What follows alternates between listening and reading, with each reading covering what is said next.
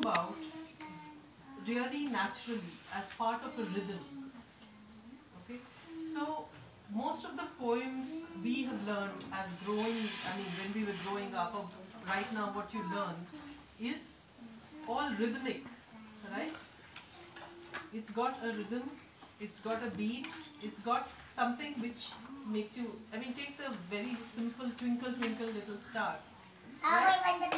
Exactly. Twinkle Twinkle Little Star, how I wonder what you are. Right? There's a rhythm to it. And you are able to remember the things because of that rhythm.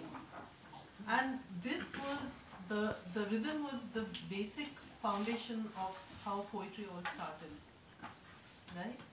And nowadays there's lots of different kinds of poetry.